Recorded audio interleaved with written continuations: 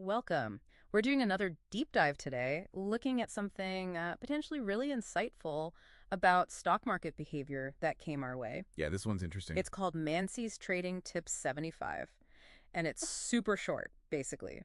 Stocks can get far away from 20 period moving average, but they cannot stay far away from 20 period moving average.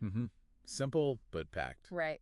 So our mission really is to unpack that. What does it actually mean for you trying to understand how stock prices, move? Exactly. It sounds simple, but it really touches on a core idea in technical analysis, how lots of traders look at charts. Okay, so first things first. This 20 period moving average. Right. Let's make sure we're clear on what that is. Right. So imagine you take the closing price of a stock for the last 20 periods.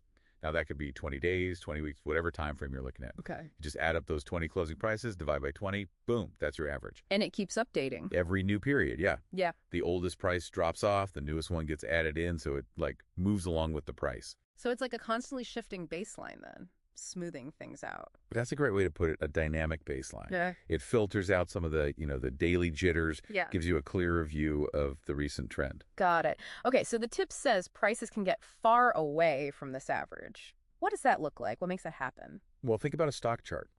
You've got that moving average line, maybe sloping gently upwards, and then suddenly the actual price just rockets up, leaves the average way below. Or conversely, it could just tank, falling way under the average line. And that's usually triggered by something specific. Often, yeah. Could be like a massive earnings beat, stock soars, or maybe some unexpected bad news hits and whoosh, it drops. Market sentiment too, I guess. General fear or greed. Absolutely. Big news, economic shifts, just overall bullish or bearish feeling. All that can push a price significantly away from its recent average. Temporarily, at least. Okay, temporarily. Because that's the core of the tip, isn't it? They cannot stay far away. Why not? What pulls them back? Yeah, that's the million-dollar question. Maybe not literally, but it's key. There are a few forces at play. Like what? Well, one big one is just profit-taking. If a stock has shot up way above its average, people who bought lower down might think, okay, nice profit, and start selling. Right, locking in gains. Exactly. Yeah. And that selling pressure naturally pushes the price back down, closer to the average. And the reverse. If it drops way below. Same idea, opposite direction. Yeah. If a price plummets far below the average, you get bargain hunters stepping in. They see it as maybe oversold, a potential discount. So their buying pushes it back up. They're buying ads, demand, helps lift the price potentially back towards that average level. It's kind of a natural market balancing act, That makes intuitive sense, like a rubber band snapping back almost. Kind of, yeah.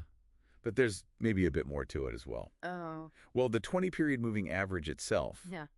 it's a really common indicator. Like, lots of traders watch it. So when a price gets really stretched, far above or far below, it gets noticed. It might trigger automated trading algorithms designed to fade those moves. So the computers jump in. Sometimes, yeah. Or just human traders see the big gap and think, that looks overdone. Maybe it's due for correction. Their expectation itself can influence trading. Right. So the fact that everyone's watching the average helps make the reversion happen.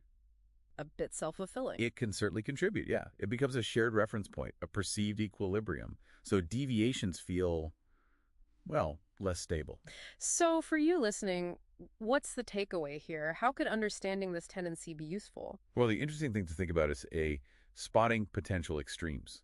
If you see a price that's like miles above its 20-period average, the tip suggests that situation might not last. It could be stretched too thin, maybe vulnerable to a pullback. And if it's way below? Conversely, if it's plunged far beneath the average, that might signal it's oversold and could be due for a bounce back up towards the average.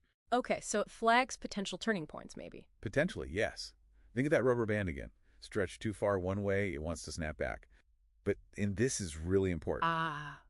The disclaimer. Yeah, the important caution. This is just one observation, one indicator. Right. You wouldn't just see a price far from the average and immediately buy or sell based only on that, would you? Definitely not. Or at least that would be pretty risky. It's a piece of the puzzle, not the whole picture. So what else should you consider? Oh, lots. You'd look at other technical signals, maybe volume, chart patterns. You'd want to understand the company's fundamentals. Are they actually doing well or poorly? What's the overall market doing? And your own strategy, I suppose. Your risk tolerance. Crucially, yes. Does this potential setup fit with your plan? This moving average tendency is just one input into a much bigger decision process. Still, it's fascinating how such a simple sentence points to this recurring market dynamic, this reversion idea. It really is. It opens up bigger questions, about market efficiency, psychology, why prices don't just shoot off to the moon or zero immediately, why they often, hover around certain levels before making their next big move. It highlights that push and pull. Exactly. Between the short-term noise and news and these perhaps more gravitational forces like the moving average. Okay, so let's try and sum this up for you, the listener. Mansi's tip 75 basically says, stock prices can definitely wander far off from their recent 20-period average price. If deviations happen, absolutely. But they generally don't stay that far away for long. There seems to be this tendency, this pull, back towards that moving average line. History suggests it acts a bit like an anchor, or maybe a center of gravity, over that 20-period time frame. So final thought for you to maybe mull over. Yeah, something to observe yourself. Go look at some stock charts. Any stock, any time frame. Find that 20-period moving average line. Most charting platforms make it easy to add.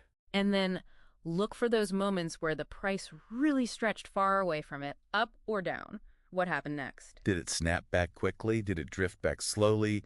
Did it overshoot and go far the other way? Just watch it in action. See if this simple observation sparks any further questions for you about how markets work, and maybe encourages you to, look a little deeper into technical analysis if that's something you're curious about. It's a great starting point for observation.